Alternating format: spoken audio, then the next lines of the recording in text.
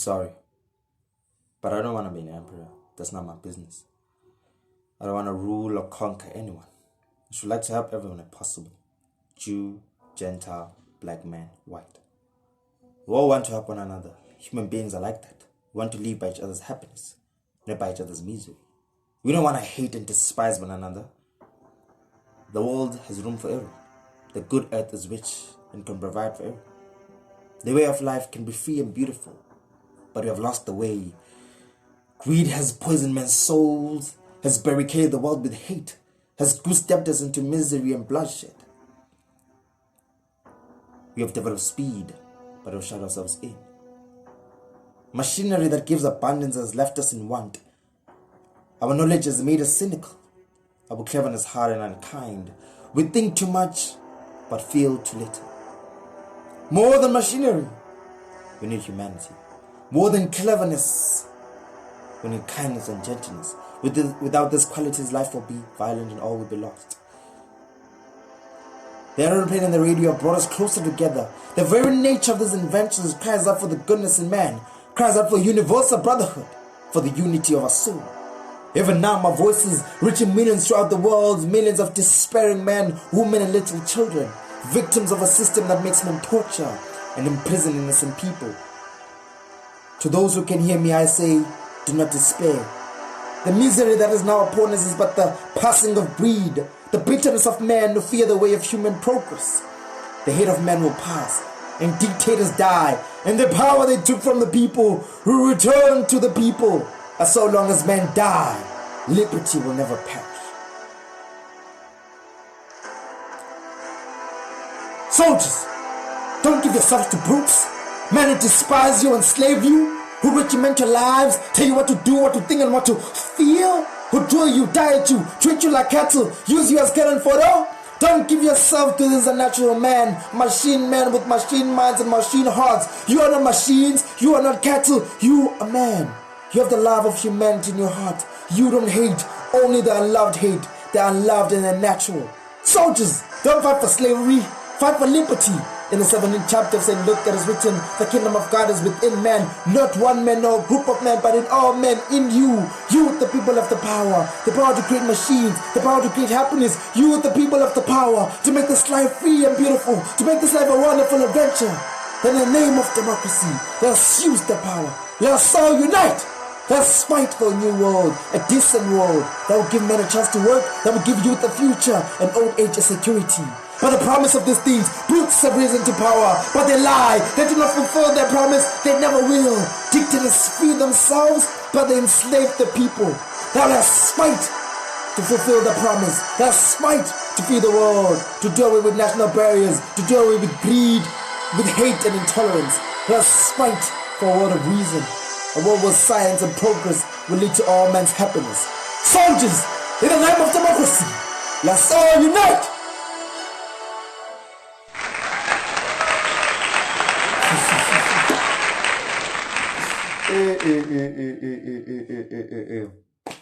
Yo, but like there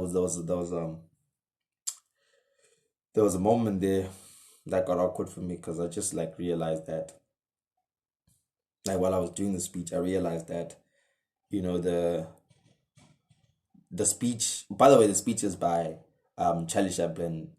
It's called The Great Dictator. Or its title rather, The Great Dictator. And the awkward moment for me was when I realized that truly, like, the words, as much as like it was like 7 years like back, even more, that those words still hold true even today, right? But before I go there, the reason I'm doing this thing is because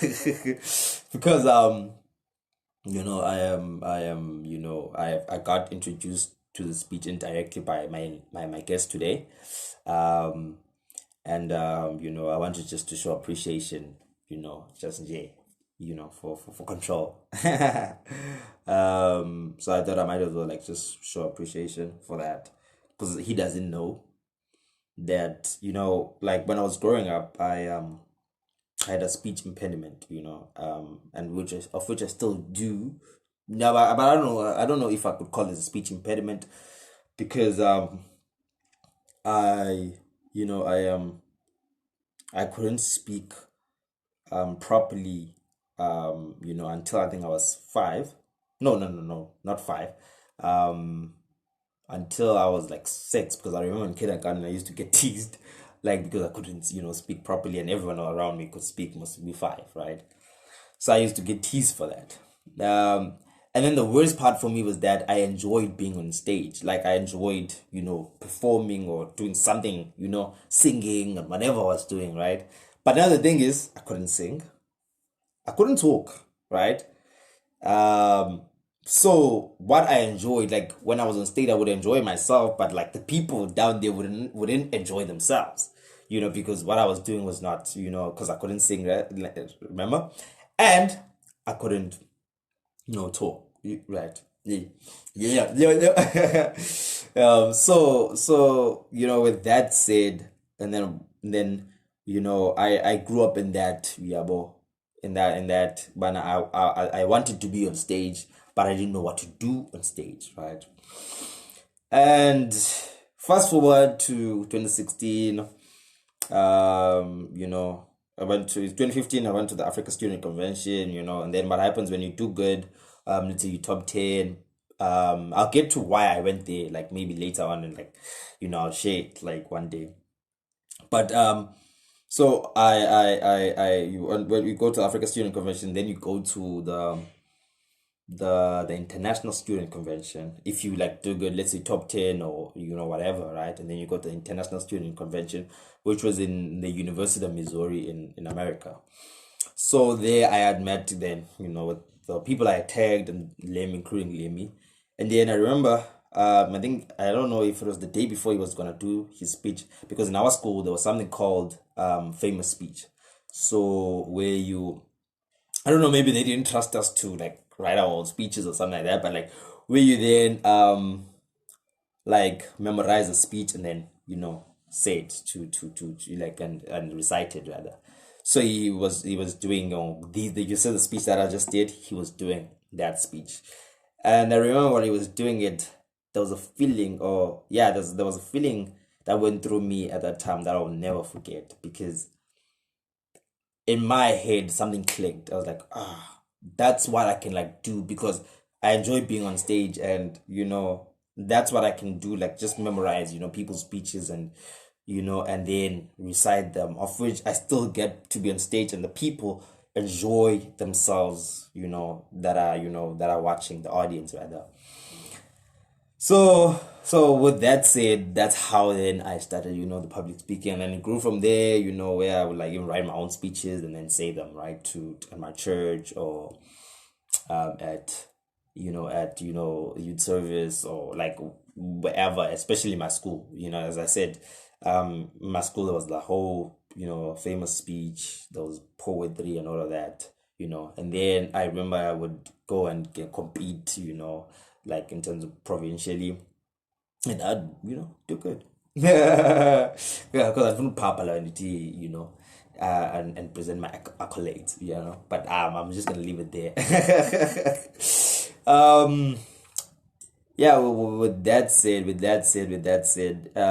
yeah, so I just wanted to show appreciation to him and be like, hey dog, you know as much as he doesn't know, and it was like an indirect hit, but you must show appreciation to the people that nyani, because it did some way change like the trajectory of my life, and where I just realized that truly I can still do what I enjoy doing and be able to entertain the people, that are watching. And then coming back to the speech, because I wanted to share, because like I was like, there was the awkward moment, right, where I realized that what he was saying is still relevant today, right? Because he says that more than machinery, we need humanity, more than cleverness, we need kindness and gentleness, and then without this quality, life will be violent, all will be lost. And thinking about like our all our technological advances and where we are today, I've realized, or as I'm thinking now, I realized that truly we have moved, as Nafodi in the speech again, where he says we have developed speed, but have shut ourselves in. So we have moved, but then again we have shut ourselves in. And truly, like, that's what I see you bomba with more, especially Twitter. And it's where, like, I remember I was having a conversation with my friend where he was like to me that, there are people that they don't get love from their families, they don't, get anything like from their families, and they come to, or from like to social media, which is wrong by the way, but like they come to social media to seek out the love, to seek out the love that they're not getting from their families, and nyani gang, as people, we have to um you know be able to try in by any means possible to spread the love through our like a social media, not not um you know um um like not attack one another, because now I'm also thinking of what I saw, where who's this guy, I don't know the guy's name. I literally don't know the guy's name. I think it's Dem Tuda or something like that. Ish. But he was like he's gonna make an album called "There's No King in Piano," something like that. And I don't know, like I'm sure it was not that deep, right? But like I looked at it from another perspective because I was listening to Vusi Tembekwa. And he spoke about how, like, we as a people, as like blacks, right? That we, like, after liberation, we become, this insidious, pervasive, people, and attack one another. And he also talked about how that comes from, all the systems of oppression that were there, which is like apartheid, the Jim Crow laws, any like system of oppression that sought to, like, to oppress the black man. And what that did was those systems sought to, like, show the black man that, not even show, but like, I think with those systems, there was usually like only one black man to be part of, like, for instance, like, in terms of, it was only Dada Madiba who was part of Condesa, and I'm quoting Vusi now. But then it was also President Cyril, who was part of, the talks that were held after liberation, right? So that created a thing where they can only one, black person, right? And then when we see the person, in the seat, right? Or we see a person succeeding, doing good, instead of, celebrating, we like, damn it, the person has taken the seat that was there. Because in our minds, we're not thinking, multiplier, but rather we're thinking that there's only one spot, not understanding that. And I'm quoting him again, like, not understanding that, but not direct quoting, but like, yeah, but not understanding that by them being there, they are opening, spaces for other people to be part of that also. Like what Trevor Noah, because now if you go to America and be like, you from South Africa, and then people are like, oh, Trevor Noah's country, and then that then opens up a conversation and opens up a space for you to be part of that world. So Nyani, what I saw, but I'm sure it was, I don't know, let me say I'm sure, but like, I don't know, maybe it was a joke or what, but like, what that guy, isn't Tunda, I forgot his name, bro. Like, I'm pissed. It's like, just my friend posted it, but like, Dem Tuna or something. I don't know. Askis to, like, Swiss fans. Yeah. Yeah. So not to understand that, as much as Kabza, is doing good, and Yabo, and he's at the spot he's at, he can also be in at that spot without them being, in a competition. Because rather than because, as I've noticed now, but it's some, though it's not like all, but like, where we, ridicule rather than support, right? We sabotage rather than, celebrate. We compete rather than collaborate. And I think sometimes it's a natural thing, right? And this is taking much longer than I thought it would take. But it's sometimes it's not a, I wouldn't say it's a natural thing, but I've noticed in myself. I'm gonna speak about myself here, where I see someone who's doing something good, and instantly I'm like, damn it, why didn't I think of that? Jealousy kicks in like first time without me, and I've like in those situations I actually force myself, where it then becomes a genuine, appreciation to that person, because I force myself to congratulate that person, especially if, let's say, the person is my friend or the person is close to me. I force myself to congratulate that person because it's I think there's an understanding that's growing in me that the more you do good for people, it reciprocates, right? I don't know if that's proper English, by the way. Yeah, but with that said, but like, yeah, that was just like the whole thing, the whole speech just got me thinking a bit, and I was like, let me just share my thoughts, right? Share my thoughts, yeah. Because Genyani, we need to create a system where, where we help one another, where we, like as much as we can, whatever platform you're in, you know, do think of a way where you can help somebody else.